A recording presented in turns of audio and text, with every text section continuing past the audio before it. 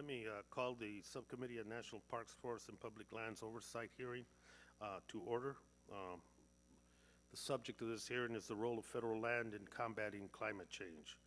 And today our subcommittee will be conducting an oversight hearing to explore the role of federal lands in combating climate change. This will be the first in a series of hearings our subcommittee will conduct on climate change. Today's hearing will focus primarily on Forest Service and Bureau of Land Management lands. We expect to schedule a future hearing on National Park Service lands and climate change. The impact of climate change on our federal lands are staggering. Science shows that climate change will cause a spread of invasive species, threaten native species, endanger watersheds, cause habitat loss, and increase the intensity and length of the fire season on our public lands. Today, we will be hearing more on these impacts and suggested policy solutions by reputable scientists such as Mark Harmon from Oregon State University. Climate change not only threatens world-class resources of our public lands, but also the millions of Americans who depend on and enjoy our federal lands. Today, we will also be hearing from witnesses about the role of rural public lands communities in combating climate change. We will receive the perspectives of Indian country, also the human-powered recreation community, and the hunter-angler community on this topic. There are two potential climate change solutions that I am particularly interested in exploring today. The first is climate change adaptation. Rick Ridgeway from Freedom to Roam will testify today about connecting habitat in order for wildlife to adapt to the impacts of climate change. The second solution we will explore is whether some of the key laws under the jurisdiction of the Committee on Natural Resources adequately reflect the reality of climate change. These laws include the National Environmental Policy Act, or NEPA, as well as various organic acts for land management agencies. The state of California has moved far beyond the federal government in this area by releasing draft guidance for integrating climate change into the California Environmental Quality Act. Today we'll be hearing from Mr. Tony Brunello about California's efforts, and perhaps this can provide good guidance on our federal efforts. President Obama has made climate change a top issue on his agenda. Today, I'm pleased that we are joined by representatives of the Obama administration to hear what ongoing work and future plans are for combating climate change on our public lands. Climate change and federal lands will be a key agenda item of our subcommittee in this Congress. I feel strongly that while our public lands are threatened by climate change, they are also critical in finding solutions to combat climate change. As Congress goes about developing climate change legislation, I will work to ensure that there is a role for public lands. I look forward to hearing from our witnesses today, and I will turn to the ranking member of the full committee, Mr. Hastings, for any comments that he may have. Sir? Thank you, Mr. Chairman. I appreciate being here today. I have to say that I am pinch hitting today. The ranking member of this subcommittee, Mr. Bishop of Utah, has a conflict, and so I'm sitting in for him. And with that, Mr. Chairman, I ask unanimous consent that his full opening statement appear in the record. Without objection, sir. Thank you. Thank you. Let me now turn to a member of the Resources Committee, Ms. Lois Capps, for any comments she might have. Thank you, Mr. Chairman. I will just say thank you for holding this hearing. I believe this is a very important topic for us to be addressing, particularly under the umbrella or the rubric of climate change. The role of public lands in combating and adapting to climate change is a very real challenge before us. I want to thank the witnesses who have traveled to be here with us today, and one is in the third panel, who is my constituent, or at least from Ventura County, which I represent, and that is Rick Ridgeway. Appreciate his being part of our panel today of witnesses. Rick is the Vice President of Environmental Programs at a very well-known company called Patagonia, which is headquartered in my congressional district and one of America's leading green businesses. Patagonia helped found Freedom to Roam, a national campaign to create, restore, and protect wildlife corridors. I'm proud of the continued expansion and success of Freedom to Roam, and I look forward to your presentation, Mr. Ridgeway. Mr. Chairman, climate change is very real and present problem. Human activities have changed the climate of the earth, and I think today's hearing is particularly important for the western states of the United States because many scientists are now saying that the American West will experience the effects of climate change sooner and more intensely than perhaps most other regions. My home state of California has a lot at stake when it comes to global warming. Our scarce snow and water right now is already being impacted. Crops such as California wine grapes are already on the brink, and the warming climate is contributing to longer wildland fire seasons with more extreme events. We can all attest to that anecdotally, and there is scientific evidence now as well. We have a world-class tourist industry which has flourished because of our natural beauty, but the impact of climate change on winter snowfalls, agriculture, and our public lands poses a major threat to the economic vitality of my state. This hearing today is exceedingly important to help us learn what is known and not known about the impacts of global warming. And so I thank you for having this hearing. I look forward to the expertise of our witnesses, and I'll yield back. Thank you. Let me now ask our colleague, Mr. Kaufman, if he has any opening comments.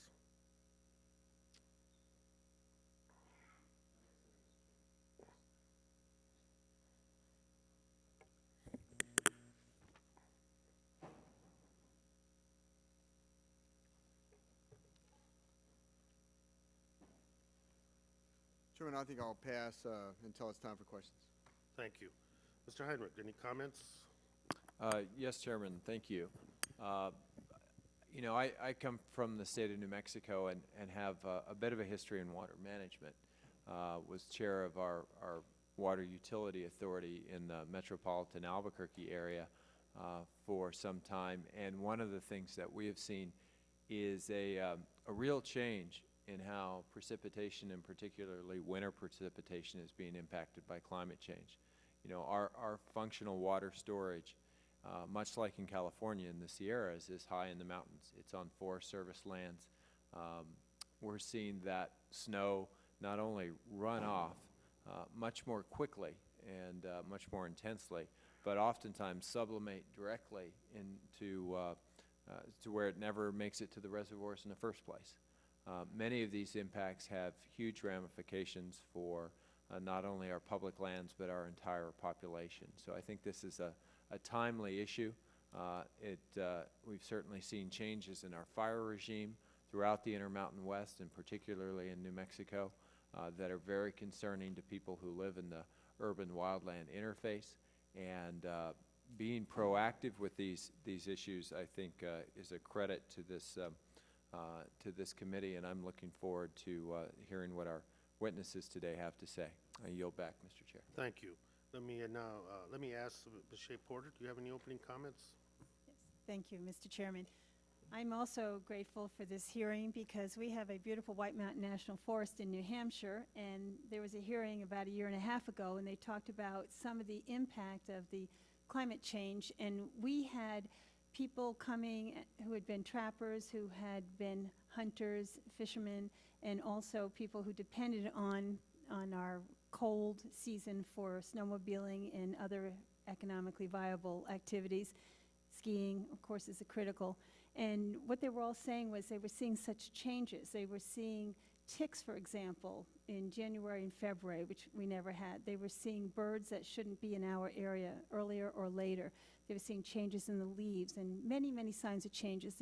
The people who produce maple syrup were talking about the impact on their business. So this is very critical, and it's a very timely issue, and I'm grateful that we're having this hearing. Thank you. Thank you. Ms. Sangas, any comments? No, I do welcome your testimony. I have a daughter who was one of the many 12,000 young people who arrived yesterday in town, power shift, to address the issue of global warming and climate change. So this is very timely, and I look forward to your testimony. Thank you. Thank you. Mr. Kine? Thank you, Mr. Chairman. Mr. Chairman, I have a statement that I'd like to submit for the record without objection, and also want to thank you for holding this very important and timely hearing. I think all of us have been looking forward to hearing testimony from some of the experts on the impact of climate change on our public lands and on wildlife in particular.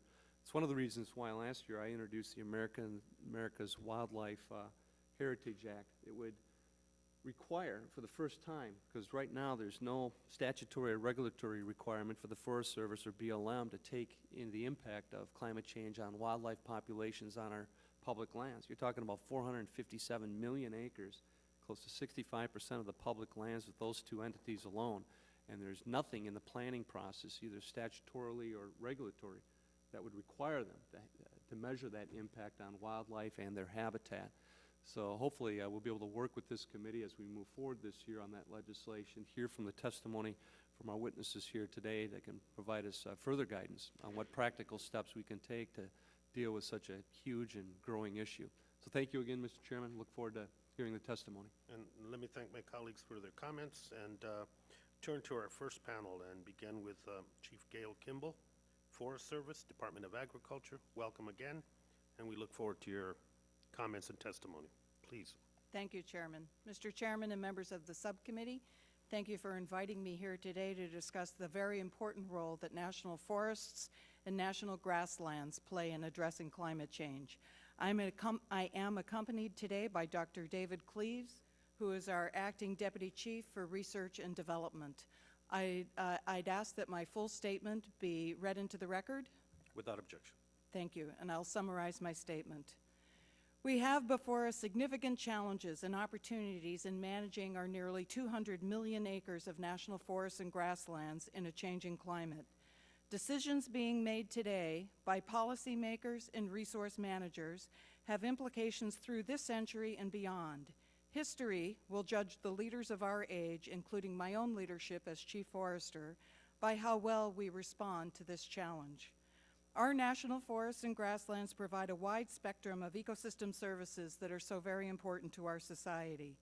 They include clean water, clean air, outdoor recreation, fish and wildlife habitat, and forest products. They also include natural resource-based jobs, renewable energy, and carbon sequestration. However, observations show that climate change is currently impacting the nation's forests and grassland ecosystems in significant ways, and likewise their ability to provide those ecosystem services. The mission of the Forest Service is to sustain the health, diversity, and productivity of the nation's forests and grasslands for present and future generations. Recognizing the changing context of our environment, we have developed a strategic framework for responding to climate change. The strategic framework lays out 7 key goals to help us set priorities and make informed decisions for sustaining forests and grasslands. I will focus on the first 3 of these goals: science, mitigation, and adaptation. The Forest Service has over 100 years of research and investigation that provide a firm scientific foundation for our understanding of forests and grasslands and their management. Climate change has changed many assumptions. We have over 20 years of focused climate change research and over 30 years of air pollution effects research. 13 Forest Service scientists shared in the 2007 Nobel Peace Prize as part of the Intergovernmental Panel on Climate Change. The Forest Service and university and private sector research partners provide an evolving science and technology base for use in managing national forests and grasslands. We use that science in adaptation and mitigation to enhance the ability of the national forest to adapt to the stresses of climate change and to provide clean water, clean air, and other ecosystem services. Some ecosystems adapt rapidly enough to maintain productivity in the face of climate change. However, climate change impacts other forest types more significantly and exceeds their capacity to adapt. Managers and policymakers need to be nimble to use new science to adapt to changing conditions. The scope of climate change and its impacts are not always easy to predict. Dealing with risks and uncertainties introduced by climate change is becoming a more prominent part of every district ranger's and every forest supervisor's decision process. In some cases, failing to take management action can result in allowing catastrophic disruption to an ecosystem and its ability to provide for the things we've come to expect from our public lands: clean water, clean air. Each year, the Forest Service treats millions of acres of national forests to make them more resistant and resilient in the face of intense wildfire activity, insect and disease, tropical storms, and flooding. This same work helps to make these same lands more resilient and capable of sequestering more carbon. The Forest Service is working to identify different ways to utilize wood fiber and small diameter material. When woody materials are removed in forest restoration projects or any of our projects, it not only reduces the risk of damage from wildfire and other disturbances, it provides a source of cellulose for bioenergy or for other wood products and decreases emissions from forest fires. This work provides jobs, green jobs, and can contribute to the long-term economic health of rural communities. Ultimately, the issue that might bring people to understanding the importance of the health of their national forest ecosystems is water. In the West, 60% of municipal water originates on national forests. It is critical that those forest soils, those forest stands, the hydrologic systems be able to function in the way they were designed to deliver clean and abundant water to streams and rivers for later use by not only the plants and animals that depend on them along the way, but the ever-growing human population.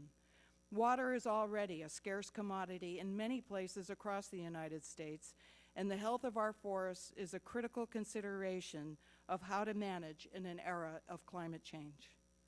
Our national forests play a vital role in helping our nation respond to the challenges of a changing climate.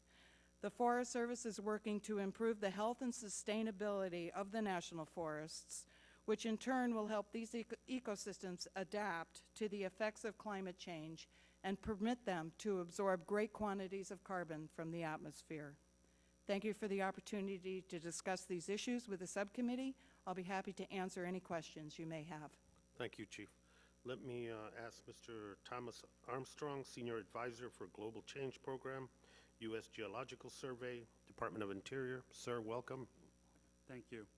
Mr. Chairman and members of the subcommittee, thank you for the opportunity to participate on behalf of the Department of the Interior in today's hearing on combating climate change and the role of federal lands. My name is Tom Armstrong, and I am the Senior Advisor for Global Change Programs at the U.S. Geological Survey. I also represent the USGS and the Department of the Interior as a principal member of the U.S. Climate Change Science Program. Perhaps no subject relevant to public resource managers is as complex and challenging as global climate change. DOI is focusing its resources on better understanding the impacts related to climate change and helping to identify potential adaptation strategies for managing our natural resources and vital ecosystems in the face of these changes. Let me give you some specific examples of climate change-related impacts on DOI lands, waters, and other resources. The Bureau of Land Management is a steward of the national system of public lands, 258 million acres of surface lands and 700 million acres of subsurface federal mineral estate, encompassing climate-sensitive Arctic tundra, coastal forests, and the vast mountain deserts, rangelands of the American West. They provide water resources, wildlife habitat, recreation opportunities, forest products, livestock forage, and mineral and energy resources.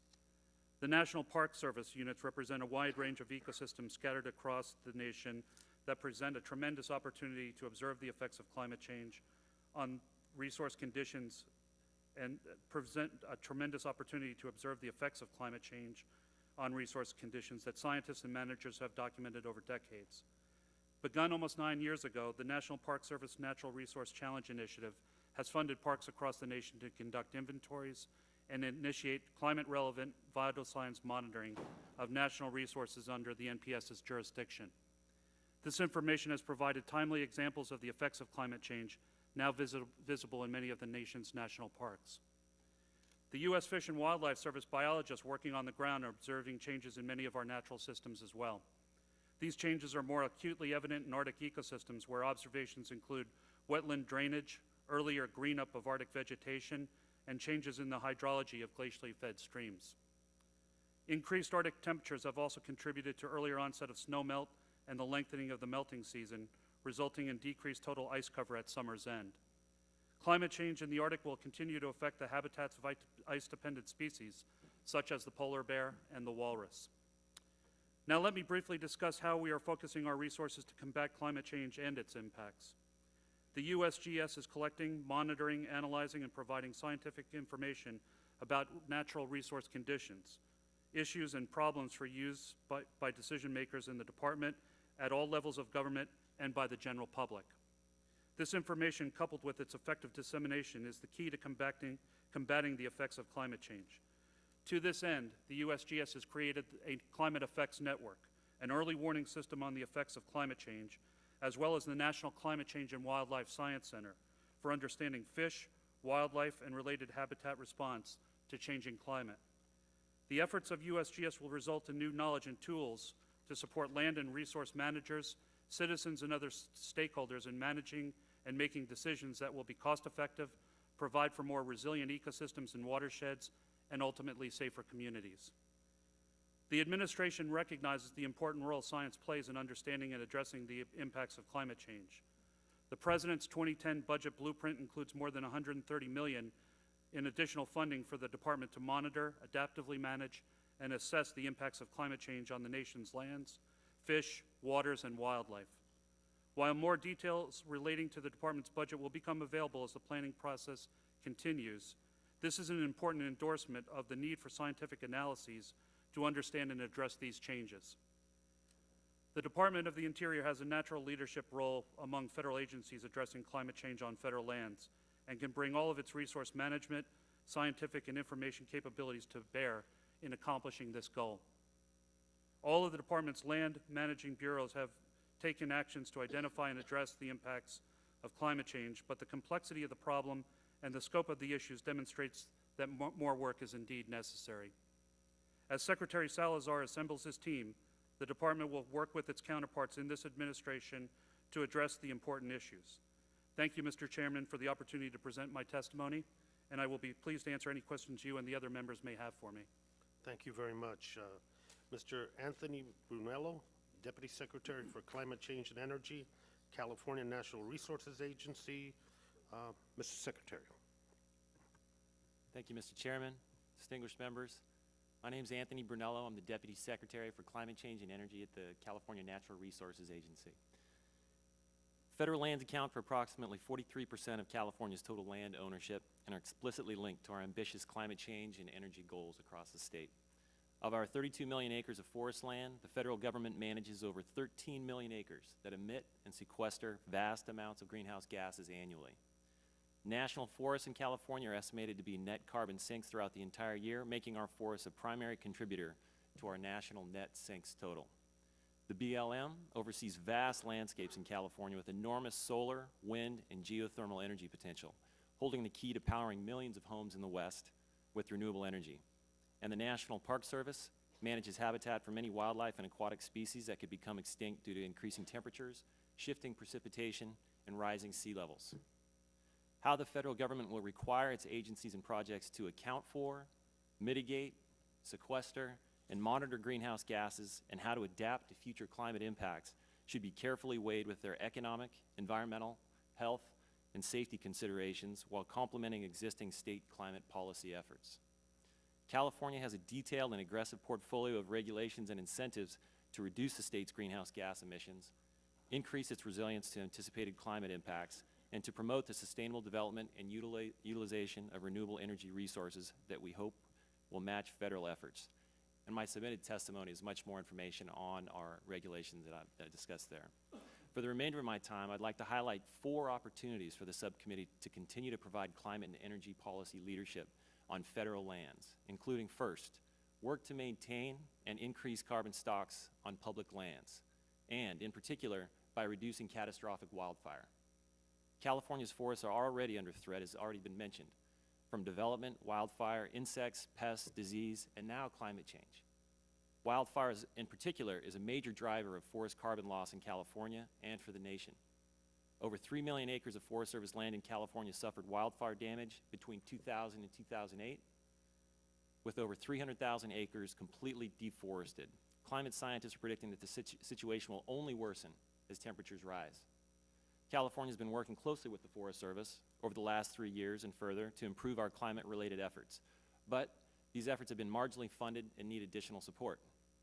Support should be provided to help reforest areas devastated by wildfire, fund the expansion of the forest inventory assessment, which is absolutely essential to understand and have better accounting for carbon on our national lands, and expand forest fuels treatment on public lands using sustainable harvesting practices and allowing woody biomass to be categorized as a renewable fuel. This last point is sensitive between the Forest Service, industry, and the NGO community, but a solution is needed to reduce fire risks and to meet our national climate and energy goals. Second, consider state actions to assess greenhouse gases and environmental impact assessments, such as the California Environmental Quality Act, to inform similar efforts for the National Environmental Quality Act. This includes basic dues, such as counting a project's greenhouse gas emissions and mitigating for those emissions, to don'ts, such as taking away authority for lead agency discretion. Third point, increase public lands resilience to future climate impacts, which has already been discussed today. In particular, states need better coordination amongst federal agencies, and this is key. More and better policy-oriented research and more funding to implement these efforts. A cap-and-trade bill will not stop expected sea level rise, temperature rise, or reduced rainfall over the next century. Adapting to these impacts is a necessity. The climate adaptation text of last year's H.R. 6186, climate legislation introduced by Representative Markey, is a good place to start. Fourth point, ensure federal land management agencies have the financing, policies, and authority to quickly and effectively process renewable energy applications in sustainable locations. This would include providing full support for recently created BLM renewable energy coordination offices that will expedite the permitting of wind, solar, biomass, and geothermal projects, along with needed electrical transmission facilities. More details of these measures can be found in my submitted testimony. Thank you for giving me the opportunity, and I look forward to your questions. Thank you very much. Mr. Billy Frank, Chairman, Northwest Indian Fisheries Commission. Mr. Chairman.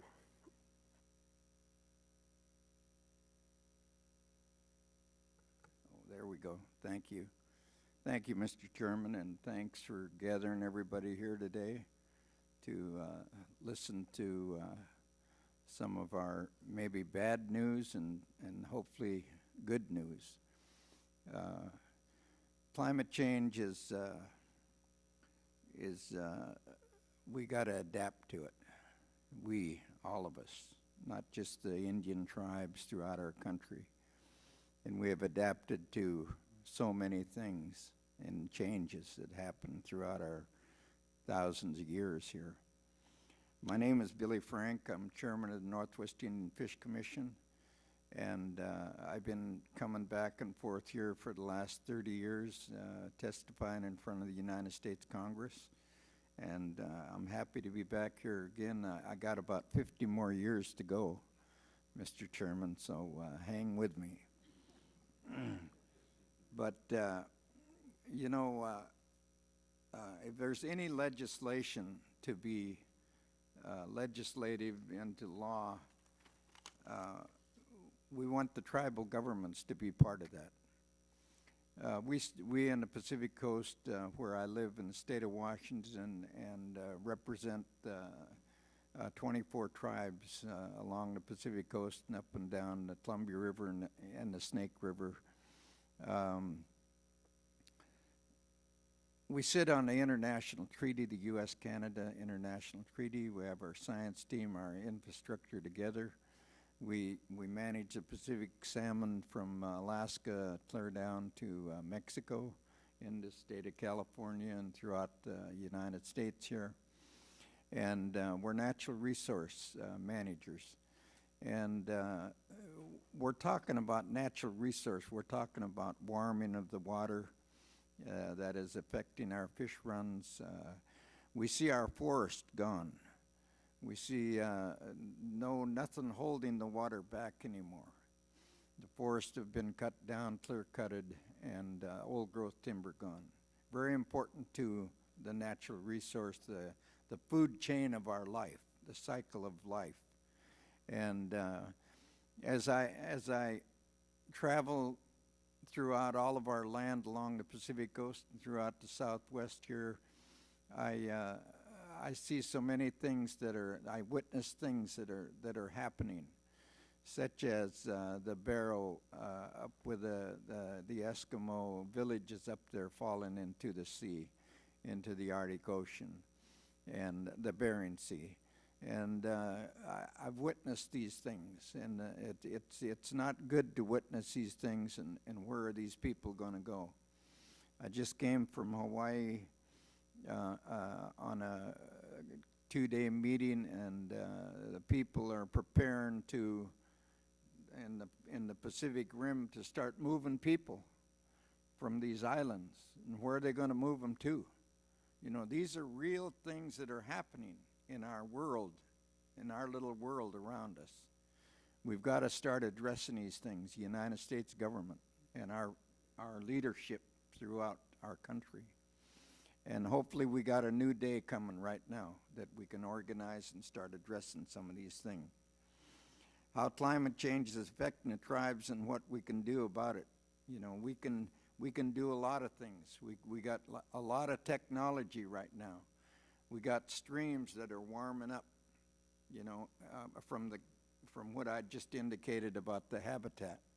We got to think about how we can cool them streams down, so when the salmon comes home and our life comes home back to Puget Sound and along the Pacific coast, that we can start making the water temperature maybe cooler instead of hotter. And you know, these things are very important to life that exists out there. And the food chain is in serious condition in the Pacific Ocean. We have dead zones along Florence, Oregon, and clean up in the Claylock Beach in the state of Washington. We got these all documented by the University of Oregon and University of Washington and California. The salmon are, everything that's dying is coming to shore. We've got pictures of this. You know, this is serious. Now, I don't know whether anybody in this room knows about these things, but we know what's going on. We're there, right we're managers along the Pacific Ocean, our tribes. And within Puget Sound, we have dead zones in Hood Canal. We have dead zones in South Puget Sound, where I live, you know, 50 miles south of Seattle. You know, we got dead zones up into the Georgia Straits into Canada. You know, all of these things are not they're not good things to hear. Now we can what can we do about it? You know, we can uphold the Interior and Commerce Department's commitments to abide by the terms of the secretarial order, what we negotiated with the secretary, and it took us 3 years to do that, the Indian tribes. Implement salmon recovery plans and other natural resource restoration plans while supporting and harmonizing to exercise the tribal rights, the treaty that was 1855 treaties. Develop and coordinate with tribes on natural energy policies to address climate change that is comparable with treaty rights and fish habitat. Reduce the peak. Demands through conservation and offset climate change pressure on salmon. Involve tribes to climate change solutions in Indian country, including carbon offsets, habitat protection, and energy conservation. Reach out to the tribes of the governor's partners to address climate. We're collaborators. We collaborate with the state of California, the state of Alaska, the state of Washington, Oregon, Idaho, throughout all of the nation. We're collaborators. We try to keep the wheels on the wagon in managing our natural resource, and we all have to do that together. Thank you. Thank you very much, Mr. Chairman. Before we begin with questions or comments from my colleagues, let me indicate that I anticipate that we'll be called to a 3:30 vote, somewhere around that time, so we will recess and return after those votes are done. Let me ask Chief Kimbell a couple of questions. We're going to hear from witnesses later that about the importance of old-growth forests in combating climate change based on the amount of carbon stored in mature old forest. Has the Forest Service conducted any studies on this particular subject, this matter? Yes, the Forest Service has conducted studies on the amount of carbon sequestered in different kinds of forests and the rate of carbon sequestration. So much depends on the health and vigor of those forest stands, where those forests are located, and their risk or susceptibility to catastrophic wildfire. Thank you. Under current law, the National Forest Management Act and NEPA, are those sufficient to deal with the impacts, the mitigation, and the adaptation that might be required by agencies such as the Forest Service in the future? And I guess the question is, do we need updates on those laws to deal with this? When NEPA was passed in '69 and the National Forest Management Act in 1976, I don't think anybody could have foreseen the kinds of change and the rate of change that we're going through right now. And no, the language that's in those two acts doesn't address or doesn't begin to address the rates of change that we see in the ecosystems that we work in. In January, the Forest Service issued direction to all of our field units to incorporate discussion of climate change in all of our environmental analyses and in the National Forest planning process. Along with that, we have a group of scientists working together, not just Forest Service scientists, but working with others, and looking at the global information available on climate change and working to try and scale that down to different scales so that it can be used, at least referred to, in an environmental analysis. It's so very hard to predict what might happen in one single location given the kind of global information that we have right now that's been through a peer review process in science. So we do have a team of people that are working together to try and help us scale down that information to make it more usable at the local level. And we hope to have something very soon. But we did issue direction in January, and we think we can work within the regulatory framework to continue updating that information. But there needs to be at some point a revision update of those particular laws that I referenced. It could be in statute, but it might very well be in the regulation. Okay, thank you. Mr. Armstrong, the last administration,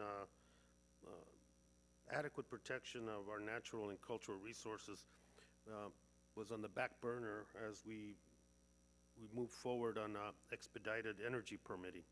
And moving forward now, how do you see adequately protecting the integrity of natural and cultural resources on these public lands in reference to the whole discussion we're having today about climate change, the need to protect and conserve those areas?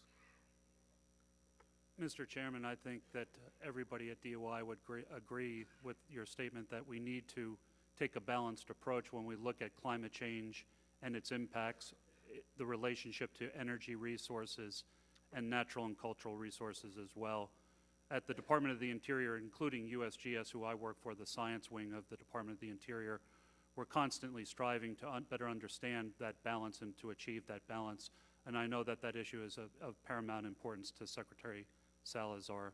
But early in this, in the start of his tenure, I'm sure he'll be giving great thought to that and bringing his forming team together to address that issue more effectively. Thank you, very kind. One other point, does presently, Mr. Armstrong, does the Bureau of Land Management currently have the capacity to monitor the impacts of climate change on the vast resources that they're responsible for managing? I think that the Bureau, from my personal experience as the scientist in charge of the U.S. Geological Survey and my interactions with scientists and managers at the Bureau of Land Management, they do a very good job, a very effective job of managing their natural resources through monitoring programs. But I will say this, at the Department of the Interior, across all the career employees I've ever talked to, we realize that no single bureau can do it alone. It takes not just the entire department working in unison to coordinate and communicate its vast fleet of monitoring assets, but we need to work with other federal agencies such as NASA, NOAA, the U.S. Forest Service we work very closely with, to provide other additional information on monitoring on and off the Bureau of Land Management's jurisdiction. In order to really understand climate change, we need to get beyond just the immediate jurisdiction of the Bureau of Land Management, the Fish and Wildlife Service, the National Park Service, and look at the system in totality. And in order to do that, we all need to be working together with state and local agencies, with tribal organizations, with academia. It really is that large of a problem. We all need to be working together. Yeah, and that leads me to the question for Mr. Brunello. In your testimony, you recommend the formation of a federal climate change adaptation team.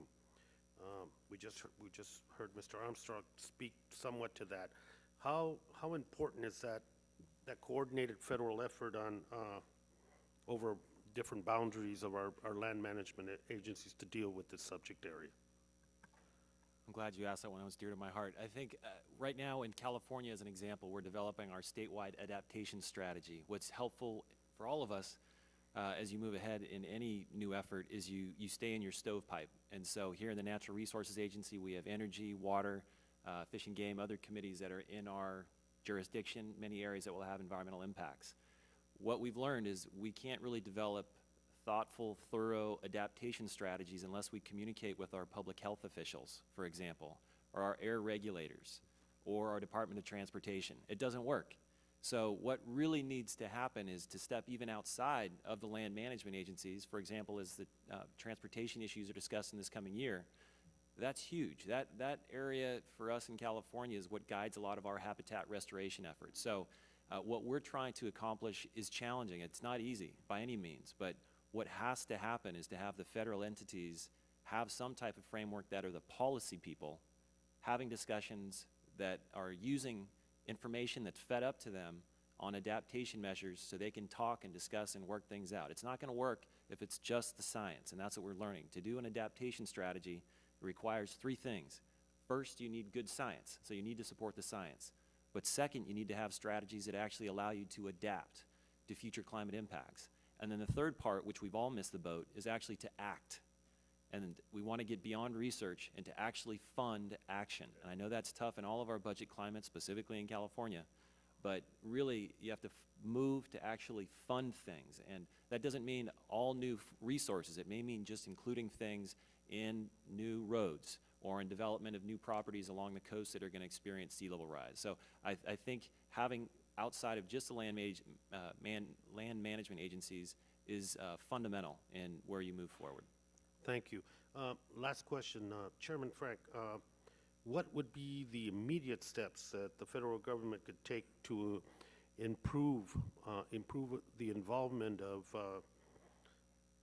tribes, Indian country, in the climate change adaptation efforts, policy efforts? Well, one of the things that I see that we're not included a lot of times within the states, and then a lot of times within the federal government. And it seems to me like when the states and the federal government include the tribes, they have success. But when they don't include the tribes, they don't have success. I see too many people micromanaging our resource, micromanaging it from the outside, and they're old retired people that are going around, they want to make money now, they're consultants. You know, this is, we got to stop. Say members of Congress, I was going to. Yeah, I mean, it's got to stop. We got to start managing. We can't be walking around saying, "Hey, we're going to study this one more time." We're studying it. This is real. This climate change is real, and it's upon us. And the temperatures are warming up. The floods are coming, and the storms are here. And we have to adapt to that, but we have to put it together. We got to manage together. Thank you, Mr. Chairman. Mr. Hastings? Thank you, Mr. Chairman. Chief Kimbell, in your written testimony, you made reference to managing forests and specifically thinning forests. And you didn't say that orally. If you did, I apologize. I didn't hear it. Would you elaborate briefly on that? I'd be happy to. Thank you. The reference to thinning forests, I think we've got some fabulous examples just from the last several fire seasons. One I'll point to, since there are so many folks here who are familiar with California, is the Angora fire near South Lake Tahoe, where through extended public involvement and work in a collaborative process, there was a whole series of hazardous fuel reduction projects identified, including thinning. Those, when the Angora fire was started by a campfire, it burned very quickly through a whole drainage and burned quite a number of homes. But the area where the fire behavior was monitored in both the areas that had been thinned and the areas that had not been thinned. The fire mortality was measured in the areas that had been thinned and the areas that had not been thinned. And there were significant differences in the intensity of the fire behavior, and the mortality of the remaining trees in those areas. I think that's just one example. We have many others around the West, and we have quite a few in the East now. We have a fabulous example in Florida, where the fire that was burning in the Okefenokee swamp 2 years ago, when it came out into the Florida forest lands, the way it burned through areas that had not been treated was very, very different from the areas that had been thinned. And where the areas had been thinned, actually firefighters were able to suppress that fire. Well, I want to congratulate. I've always felt that that is an integral part of managing our forest lands, but today we got a news release from Sierra Pacific Industries in Redding, California, saying that they are closing their one half of their two mill complex, and it's a small log one complex. And the significance, I think, of Sierra Pacific is because this is part of the Quincy Library Group negotiations that everybody up and down the West Coast and probably nationwide was aware of, because it was a very difficult agreement that was put together. But everybody felt that it was going to work, and as a result of that, Sierra Pacific built this small log facility.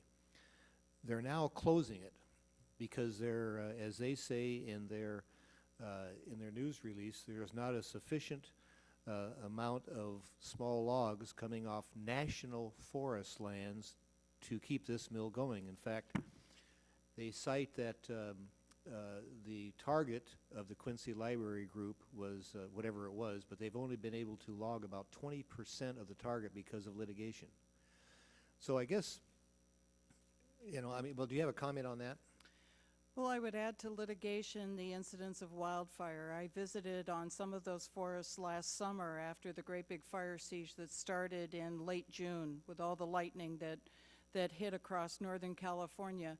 And there were a number of those projects that the Quincy Library Group had worked so hard on for so long, had come through the appeals process and litigation, and those projects were ready to be implemented when the fires burned through those projects and changed the condition rather dramatically.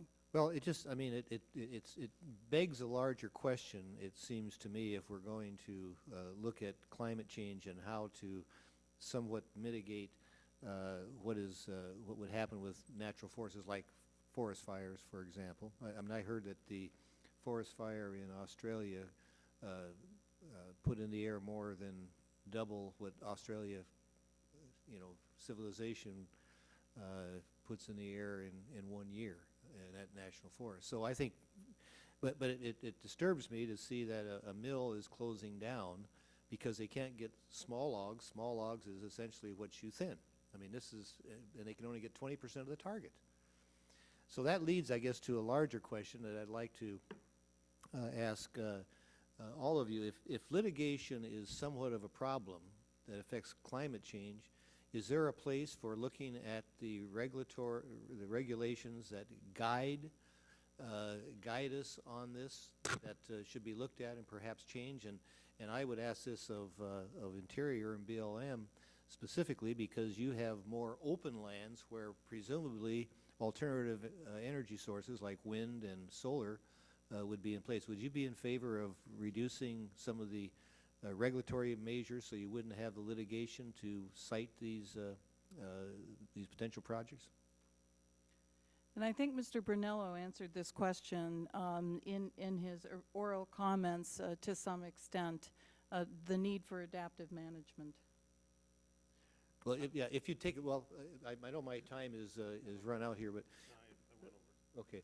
Well, go ahead and respond, and I'll make a statement, and maybe you can respond to that one. Just the fundamental thing in California, which we're continually addressing with, is the fires are not going to stop. And that's a fundamental issue in our mind, is that we see the fires getting worse. They're year-round, and they're going to continue to happen.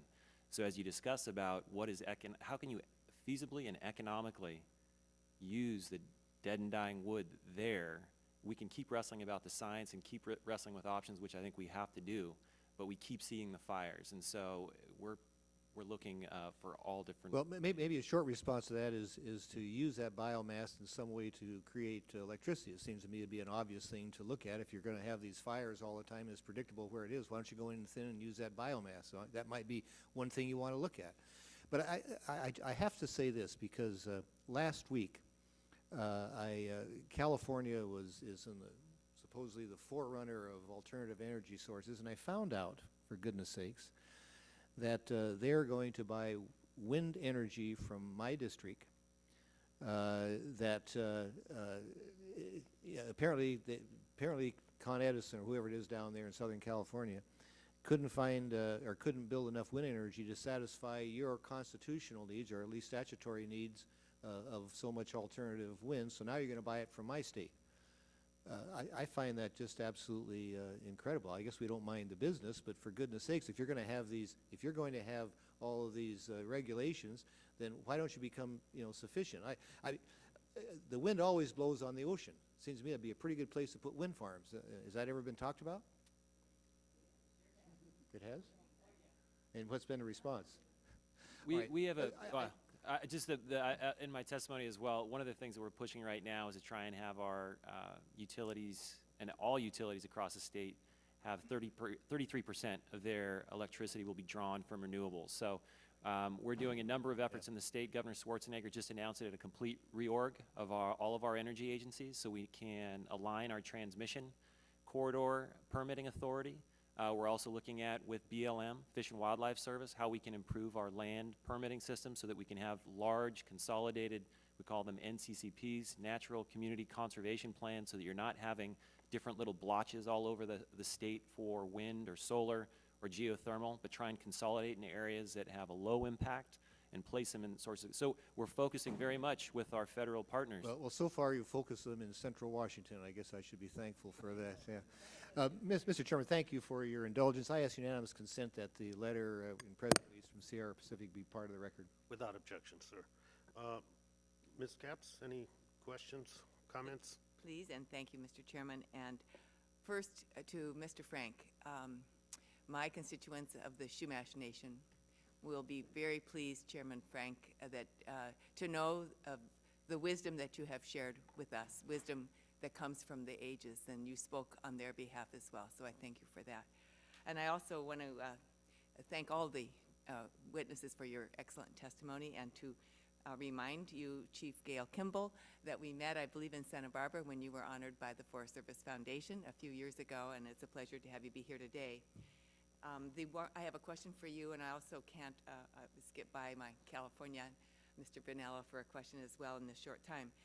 Of course, the warming climate is contributing to longer wildland fire seasons with more extreme events, greatly increasing the risk to human lives and buildings, particularly within the wildland-urban interface. And I don't have to remind you of 3 major incidents in Los Padres National Forest, of which are close to home in my district in the last year and a half.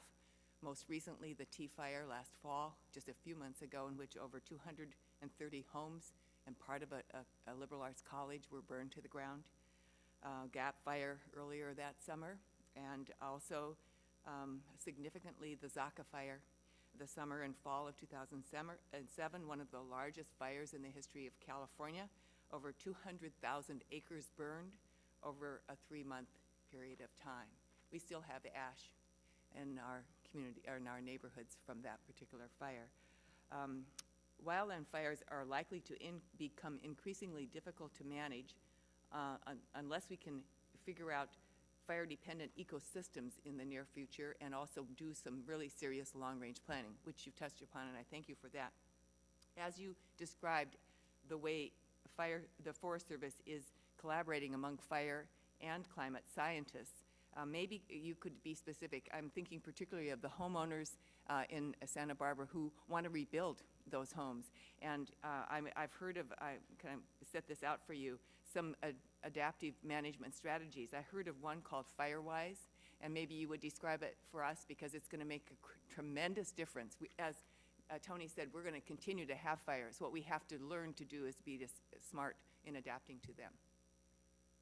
And thank you for that. FireWise is a wonderful program that we implement across the country, but it helps communities be able to help private landowners design facilities, design their homes, design their facilities, design their landscaping with fire in mind. So it provides information about different kinds of building materials, different kinds of landscaping, spacing. We share this program we share responsibility for this program with the state foresters, and we deliver it. California certainly has a very active FireWise program, as does Nevada, as do most of the states that have heavy fire programs. There's fabulous information available there, and I encourage not only the forestry community to be interested in it, but certainly communities who are setting standards and guidelines for the construction of homes, whether they're being reconstructed or brand new construction, for the construction of homes and businesses in fire-prone areas. And Mr. Chairman, if I could request that Chief Kimbell maybe submit a document to that for the record of this testimony, I would appreciate that. We would be happy to. Thank you. Mr. Brunello, you spoke already about projections into programs and plans enhancing our ability to manage our public lands using the science that's available, and you really touched us when you said we got to act. We can't just study this any longer. We got to act. Specifically, what lessons can be learned and applied at the federal level from California's efforts to integrate climate change into CEQA, into the California design? That's probably for a whole hearing. I know it is. I'm so sorry. But I want to get it out at least to start. Exactly. The basic thing, we had a bill called SB 97 that was passed 2 years ago that was to provide guidance for all projects on how to account for greenhouse gas emissions. So it was probably hastily completed, many would say, and what we're learning is that there is a very narrow focus looking specifically at projects, and more in particular, projects that are litigated. But what we found, in particular in the testimony, it hits on, start with the basics. Account for greenhouse gas emissions on projects. There is debate about what thresholds do you use for greenhouse gases. Should it be 0? Should there be some formula? We're finding it very difficult, but we know that people at least have to track their emissions and to mitigate for those emissions. So that's a primary thing you should walk away with. How you deal with climate impacts is exceptionally challenging. That's something that I know was mentioned by the chairman. And in particular, what we're finding in our science is that you really need to ask 3 questions. And I don't think on some areas we're just not there yet. We're trying to push as much as we can. But what impacts happen where, when? Yep. 3 very basic questions, but if you're looking at specific projects with NEPA in particular, it's very difficult to answer those questions. The final big question is cumulative impacts. And I would leave it with that what is even more important is that there is comprehensive climate legislation that's passed, and that specific projects, as you're doing a CEQA or a NEPA analysis, and they will go together, link with that broader structure. Because if NEPA is done on its own without the bigger context, it creates a number of difficulties. That's a very good summary for starters. Thank you very much. Mr. Bishop? No? Oh, excuse me, Mr. Kaufman. Thank you, Mr. Chairman.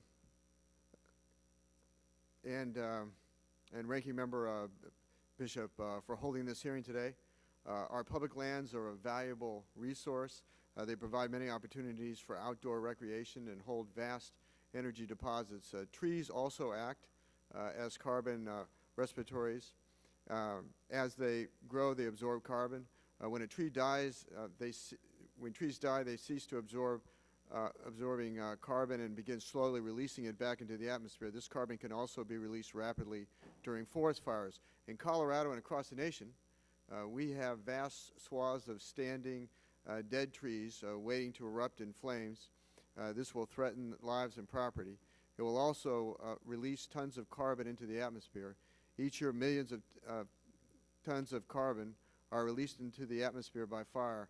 According to the National Center for Atmospheric Research, during Colorado's 2002 fire season, just as much carbon was released into the atmosphere from forest fires as was released from the entire state's transportation emissions. We have a choice. We can push policies that will prevent catastrophic fires, or we can go with the status quo and allow hazardous fuels to continue choking our forests. I, for one, hope we will pursue proactive policies of active forest management. Chief Kimbell, thank you for your time today. 2007 report by the University of Colorado and the National Center for Atmospheric Research estimated that fires released about 290 million metric tons of carbon dioxide a year. It seems to me that reducing forest fires would reduce carbon emissions. What are the main obstacles in the way of doing fuel treatments in our forest and getting ahead of these fires before they start? Thank you, Mr. Kaufman. Since the start of the National Fire Plan, together with Department of Interior agencies, we have treated over 30 million acres of public lands for hazardous fuels. On the national forests, it's about 19 million of that has been on national forests and grasslands. The Colorado situation is something we've spent considerable time talking about. We focused resources there last year and this year to work together with the state of Colorado to treat lands. We're working with Denver Water. We're working with a whole host of interests in that Front Range country and what some people like to call the Back Range. Challenges to being able to conduct those treatments are partly around just the social license to be able to conduct those treatments.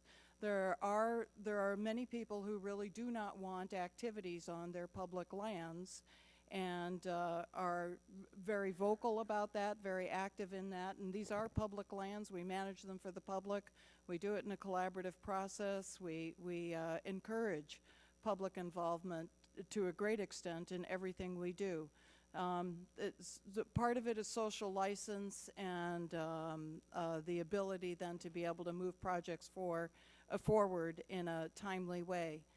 The Forest Service has a research project. It's actually in California, but the Alder Springs project, where we're working hard on managing, analyzing and measuring a whole carbon budget around the issue that you raised with the amount of carbon being produced in a fire versus the carbon that might be removed and put to another product while another healthy green stand is allowed to get started and to start sequestering carbon rather than emitting carbon. But the Alder Springs project has a lot of great potential to be able to teach us a lot, and there are some similar projects around around the country. Would any other panel members like to comment on that?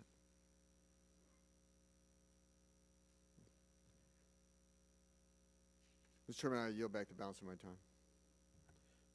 Mr. Heinrich, any questions? I do. Chief Kimbell, it's great to have you here today. Are you familiar with the Gila National Forest in New Mexico? Read a lot about the Gila, never spent a lot of time on the Gila. I would encourage you to spend time there. It's an incredible place. In my background, for a number of years, I worked as a guide outfitter taking kids into the backcountry. and managed a 540-acre forest property that had been cut around the turn of the century back in probably the 1910s. That property had incredible proliferation of small diameter trees because of a combination of fire suppression and previous management activities. You know, I'm somebody who's literally cut down tens of thousands of trees, and I don't apologize for that fact because we were trying to restore a forest condition. But I think this broad brush approach that says that the only way to reduce the potential for catastrophic wildfire is sometimes simplistic. And the example I would give is that the healthiest forest I've ever seen is in the middle of the Gila wilderness. And the reason why it's so healthy is because it's never been fire suppressed. The ponderosa pines are 3-4 feet thick. There's very little underbrush to create ladder fuels to the surface.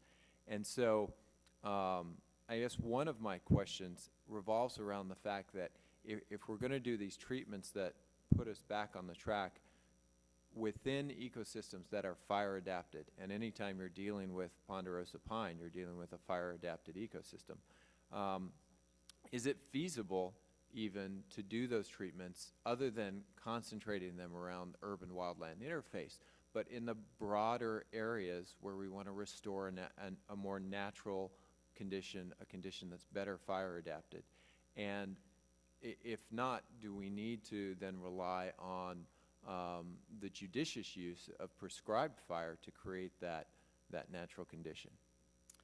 Well, you're absolutely right. There is no one answer. There is no cookie cutter approach to dealing with the health of forest land. You know, some of our employees like to talk about how forests are really the lungs of the earth. And a healthy forest is taking in a lot of carbon and putting out a lot of oxygen. There are the part of what we've learned in our climate change research is that there are very different things going on in different places in the country, and we can't assume that what's going on in New Mexico is the same thing that's going on in Florida. That's the important part of stepping down some of this global science that we have and being able to step it down to a more local area so that we can look at the management potential, the opportunities in different places to be able to improve that forest's ability to be able to sequester carbon and provide all the services that we look to have off of those national forest system lands. With that, in many of our Forest Service regions, we've taken a regional approach to look at the priorities for being able for treating lands to prevent those catastrophic wildfires and the effects of those catastrophic wildfires.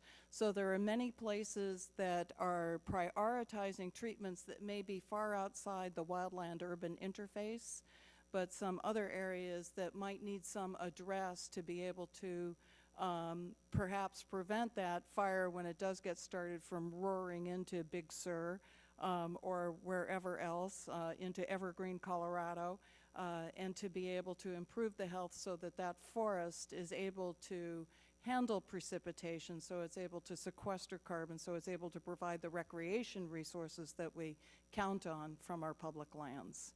So yes, we are looking at the whole spectrum of lands and not just in the wildland-urban interface. Just a quick follow-up. Do you have a sense for the relative cost of, what does it cost these days to go in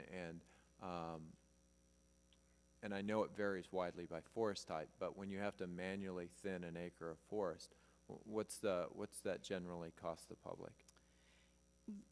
There is no single number I can quote you. A key component is in what might be available in the local community to be able to use that woody biomass that might be cut, that might be removed. Where there is an outlet for that makes it much more economical to be able to treat those acres. There's a symbiosis here where being able to treat those acres can also be very, very good for a community. And those things need to be considered as a whole and not in separate parts. You mentioned prescribed burning before. Prescribed burning in Mississippi is much cheaper than prescribed burning around Lake Tahoe. There are just different costs. There are different factors of doing business in a wildland-urban interface on steep hills with continued drought and other issues versus doing it in a recurring area that might be a gentler terrain and many other factors.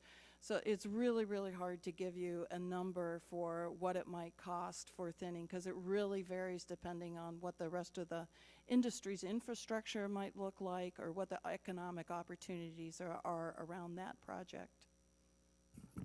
Chairman, I yield back. Thank you. Mr. Bishop. Chief Kimbell, if I could just ask one quick question. So you're recommending that we burn Mississippi, is that what you're saying? No, absolutely not. But I do recommend that we keep underburning to be able to do the kind of work we're doing in restoring longleaf pine. Let me ask you one area that's slightly different from that, because we'll have other testimony coming in later.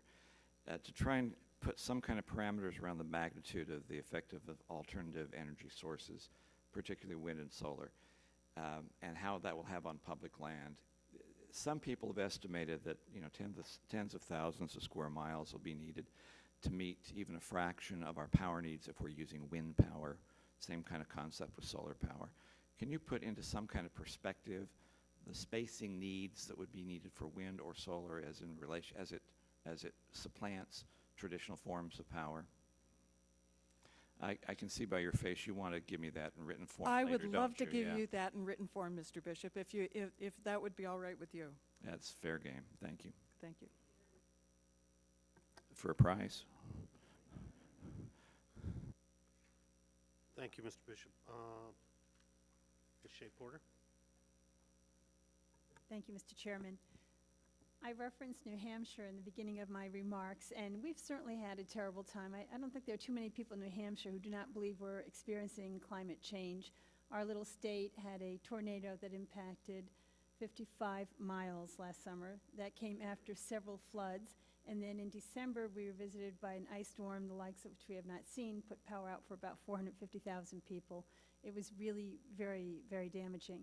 And looking at all of this and knowing that we have 16 miles of ocean, don't laugh, California, they're beautiful. And we have some stunning mountains. But what is your plan now for New Hampshire and for the Northeast? We have a variety of environmental problems, and we have people working on it. The University of New Hampshire certainly is in the forefront for this. But what is your plan? Who are you working with right now? And what is going to be the change in your agency in the way that you actually implement management for our mountains? Now, I have family in New Hampshire and Vermont, and they haven't complained about the snow this year. They have just loved the snow, but they were very unhappy about the power outages. They're all skiers. The work we're doing in the White Mountain National Forest and in the Green Mountain National Forest, it's very important we be working together with not only those universities, the University of Vermont, my alma mater, and the University of New Hampshire, but also with landowners in Maine, New York, Massachusetts, Connecticut, and Rhode Island. We have a research station. We have people actually physically located in New Hampshire and Vermont who are working together with all those different entities, looking to incorporate the climate change science into our on-the-ground management, so that Dr. Cleaves's staffs is working with the staffs on the national forests to do a technology transfer, but also working with the state foresters to ensure that technology transfer. We just recently published a paper where we noted the migration of a number of hardwood species that with monitoring we've been able to demonstrate that there are 30, I think, hardwood species that are actually moving in their range. They're moving northward. It's been the subject of anecdotal kinds of conversation for many, many years, but now we actually have the science to show that. That's the kind of information we want our on-the-ground managers to have, whether they're working on national forest or any forest land, to be able to assess what species are going to fare well on different sites and what species might be able to provide the most to us in terms of sequestering carbon, providing clean water and clean air. Okay, thank you. So do I have one more minute? So do you anticipate any changes? You know, there's a lot of debate about land use up in that area, recreation versus economic impact there. And do you have any changes planned, or are we going to see pretty much the same policy of management that we've had over the past years? The White Mountain National Forest recently completed its land management plan. The piece that needs to be continually addressed is the adaptive management piece, which I think is a very good tie to what we've been talking about in this hearing with adaptive management related to climate change. The science needs to continually influence the implementation of that forest management plan. Okay, thank you very much. I yield back. Thank you. Ms. Lummis, any questions? Yes, Mr. Chairman, thank you. Chief Kimbell, welcome. It's nice to see you. I'm from Wyoming. The great state of Wyoming. The great state of Wyoming. And I want to follow up on something that my neighbor to the south, Colorado, was touching on earlier. The beetle kill in Colorado and Wyoming is absolutely devastating. In fact, your own Forest Service predicts that by 2012, beetles will have killed nearly all of the mature lodgepole trees in northern Colorado and southern Wyoming. And I believe that my neighbor, Mr. Kaufman, and I could agree to that assessment. It is a frightening prospect. So my question for you is, what types of adaptive management tools would allow you to better manage this devastating problem? And furthermore, when you were speaking earlier, you mentioned treatments for hazardous fuels, and I'm just curious as to what that means in lay language.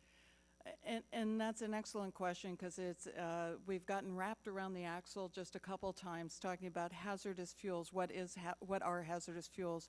Hazardous fuels are fuels that may contribute to irregular or dangerous fire behavior, so that they might be ladder fuels, as was discussed earlier. They might be just so many tons per acre of a certain moisture content. It really varies from site to site. Lodgepole pine is an interesting species in that we know from the fires in 1910, the forest that came back after the 1910 fires in the lodgepole pine type came back almost 30,000 stems to the acre. I worked on a forest in the great state of Washington where we had 30,000 stems to the acre. Pretty significant. Lodgepole pine is a species that is susceptible to insect and disease, particularly when it reaches some stress level when it's about 100 years old. I think we're seeing that not only in Colorado and Wyoming, we're seeing it in Idaho and Montana, and certainly British Columbia and Alberta have been through some pretty exciting times with Banff and Jasper and the mountain pine beetle epidemic there. So when I talk about adaptive management relative to mountain pine beetle, or relative to lodgepole pine, there are things we can do to address the density of forest stands. Certainly the density contributes to the physical stress that they experience during periods of drought. I also had some discussion with a silviculturist in Vail who was talking about the appropriateness of planting different species, perhaps at different elevations, to be able to have some confidence that it would be a long-lived species and to be able to provide all the benefits that we look for from trees. So adaptive management may take a number of different roles. We're trying to address the issue in Wyoming with our Economic Recovery and Reinvestment Act funding, and we hope to be able to get on that one right away.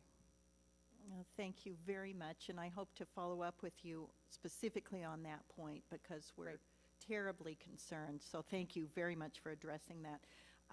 And I'm wondering, as a follow-up, whether there's a way to turn lemons into lemonade here, in that because of the massive pine beetle kills in areas, is it possible to address the biofuels issue with pine beetle killed trees? In other words, to harvest the dead trees to create biofuels that would help expand our energy portfolio in this country and diversify it.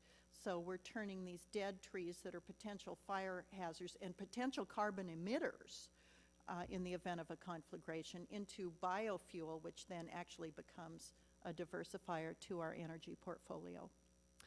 Absolutely. And we do have a part of our science program that is focused on looking at the opportunity to create liquid fuels from cellulose, wood products from cellulose. The United States isn't working in, the Forest Service isn't working in that alone. Certainly the Department of Energy has interest in that. And we've been working internationally with Sweden, Finland, looking at the potential for converting cellulose into some kind of liquid fuel, and there's tremendous potential right there in Colorado and Wyoming. Well, I'm very pleased to hear that. Mr. Chairman, just one comment. Mr. Bishop mentioned earlier about the footprint of wind energy turbines. One of the reasons for the spacing requirements is because of the wake effect. When the wind turbines turn, they create a wake that affects those wind turbines behind them and behind them. So spacing becomes a big issue. So when you're doing a massive wind energy project, which is really required in order to justify putting the transmission lines into it, it takes up enormous acres. And so I do think we have to look at some other alternatives like offshore and improve the technology so that's possible. Otherwise, we're taking what is a very small footprint with this new directional drilling of oil and gas, where you can drill 55 wells on one well pad and recover oil from an octopus-like structure underground, and instead replacing it with something that really covers thousands, tens of thousands of acres of surface and destroys the view shed. So thanks, Mr. Chairman. And thank you for being here. Thank you. Ms. Napolitano. Thank you, Mr. Chairman, and I'm very glad to see our California representative here who's been very active with the Bay Delta on analyzing the sea level rise. Quite important, my subcommittee in water and power. And power being the energy, and Ms. Loomis, you brought up a great point because I toured WAPA last year. And took a helicopter tour to check out the forest because of the grid energy going right through the forest, which is a great issue in my subcommittee. And I found out that they're trying to expand their right-of-way so that they can be able to service the lines, and they're not able to because of different things that happen between the agencies. And I would hope that they begin to talk to each other to be able to allow this to happen without having a whole gamut of policy decision, because this is beneficial not only for a fire break, but also to be able to allow servicing the grid energy. And yes, the pine beetle and the stress is caused by the lack of water, supposedly. This is the briefing we were given when we were there. And the fact that there are, I would say, millions of trees. From my look at it, I could almost see some areas that were totally brown. That somehow we'd be able to utilize it, but I'm afraid if you're going to use them for wood product, you may be able to, unless you treat that wood product, that you're going to have some kind of contamination somewhere along the line. So effectively, it should maybe biofuel would be something that would be a new energy producer for the area that would create new jobs and green technology, because there are ways of being able to scrub the smoke coming out. It's happening in California. But essentially, I'm concerned that maybe the agency is not necessarily collaborating. Is it because of funding? Is it because of lack of personnel that these decisions are not made to be able to allow this expansion to help be able to service the grids and effectively expand the break should there be a forest fire? As I understand it, there's environmental analysis going on over many parts of California and other places looking at exactly this question. I'm talking Colorado. I'm talking all the way down to Wyoming, because we flew all the way through.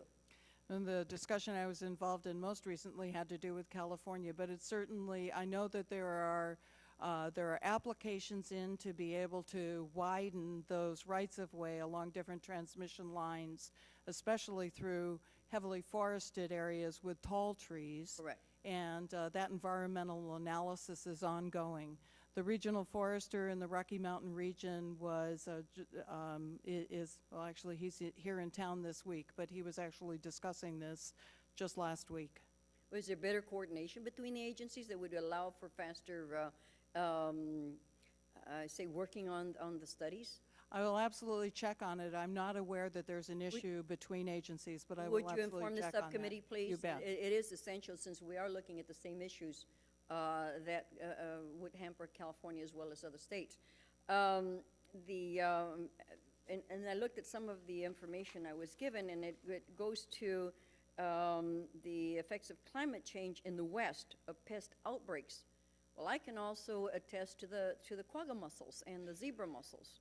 And what, aside from pine beetle, looking at those, what is the agency? What are the agencies in collaboration doing to research and come up with a way of being able to quell these outbreaks? Climate change is not going to change from what we're seeing, so we can expect more. What are we doing to be able to address these issues? Help? The mussels one is very, very interesting. I know that the Forest Service is working with a number of different partners addressing the transfer of different invasive species from one water body to another, right. And I think Mr. Armstrong probably has something to offer that discussion. Right. Absolutely. Yeah, the U.S. Fish and Wildlife Service, in combination with the U.S. Geological Survey, the Great Lakes Coalition on certain invasive mussels in the Great Lakes, but in also marine waters, is looking at the issue of invasives and their impact related to climate change. But how long are they going to look at it? You're doing already some studies. A lot of work is already going on at the state level, right, to develop adaptation strategies, going back to well, it's not just adaptation. I believe you found some kind of there are mitigation bacteria. strategies too, right, with daughterless technologies and other methods, scientific methods, to prevent the spread and to actually eradicate the invasives. Right. Well, we were in the Research and Development Center also. We would talk to some of the people who are doing the research. The problem is, how long is it going to take? Can we help expedite it? Do you need additional funding? Do you need, what do you need to be able, because it's costing some of the entities millions, if not billions of dollars to address the quagga mussels, because they're clogging the pipes. And I'm sure, you know, when you do one, you should be able to do other. I don't want to give you a figure offhand just off the top of my head. What I would like to do is get that information for you from our folks at Fish and Wildlife Service and GS and get it on the written record and get that statement to you. Well, this is the forest disruption resulting from warming and increased pest outbreaks. Well, that would include the pine beetle and any other invasive species that we might want to do. You might also want to look at there's some cane in the resacas in Brownsville that also are affecting the ability of water to be able to be utilized properly. I mean, I can go on, Mr. Chair. There's so many things that I would love to be able to work in tandem with your subcommittee, because these are issues that just overlap. And unless we know what you're doing, we're not able to ask for funding or assistance or be able to help you address these things. As I said, we'll get back to you with a comprehensive assessment of what we're doing and what we need to do in order to deal with the problems of invasive species and climate change. And this gets back to what Chief Kimbell was talking about before. There's a symbiosis here with wildland fire and forest fire as well, with the spread of secondary pests and invasives as well, not just the pine bark beetle, but invasive plants and other animals as well. And we are working in cooperation with the U.S. Forest Service and other agencies to try to develop plans to deal with these effects.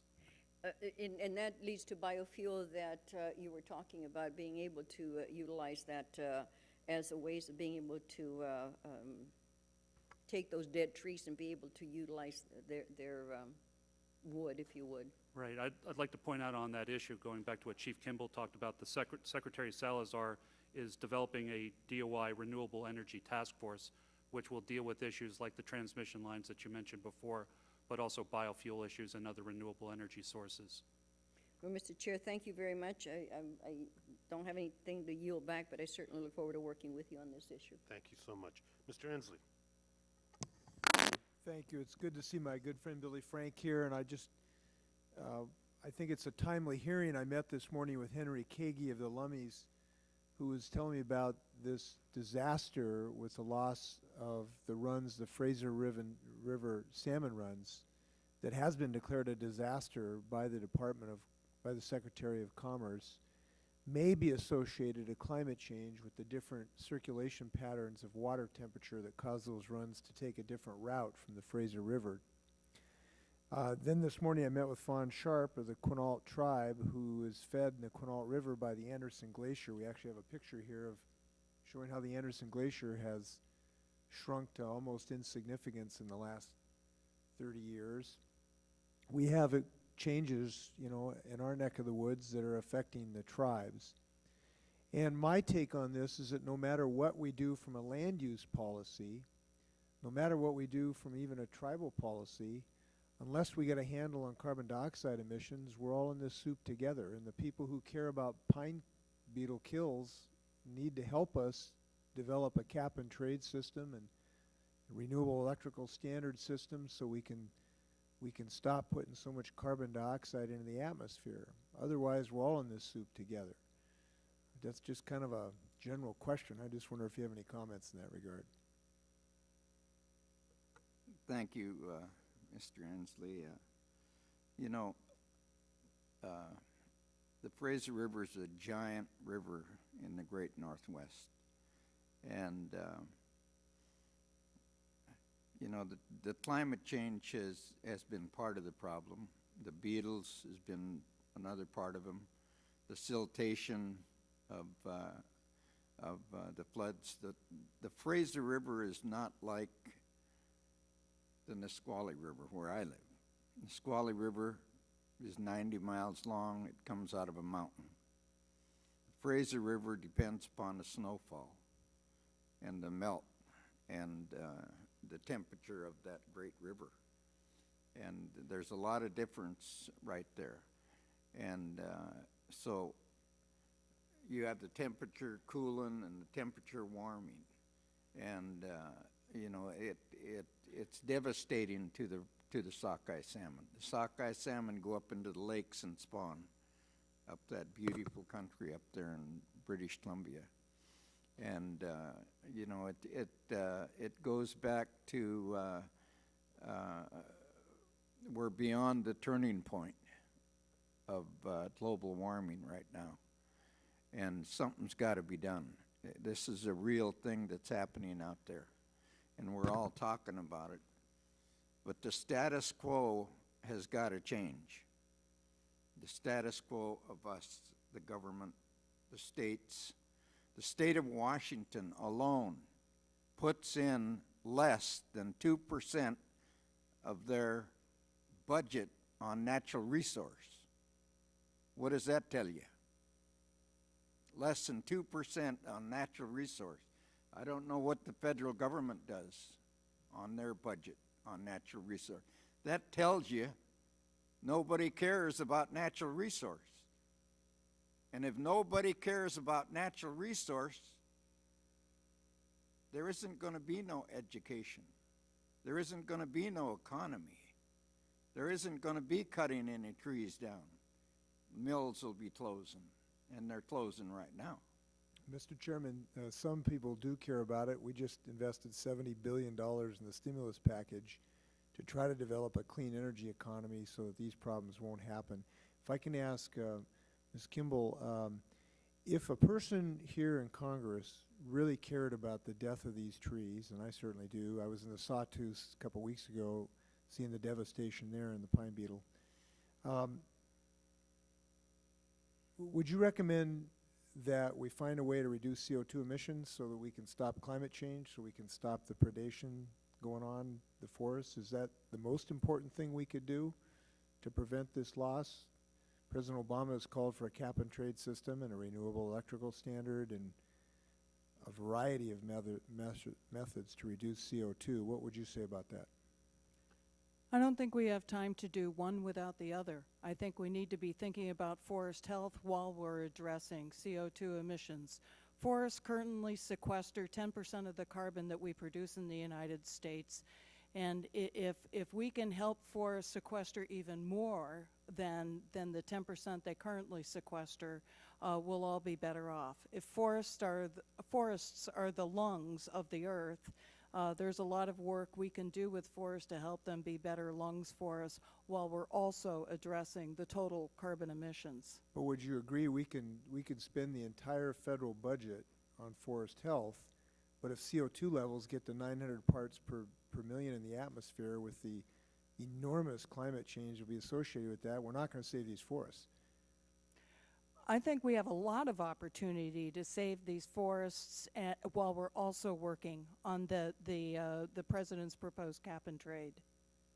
I'm taking that I think I hear a yes in there somewhere that you think we got to do a cap and trade system if we're going to save these forests or something to stop the CO2 rise. While we're also addressing forest health. Thank you.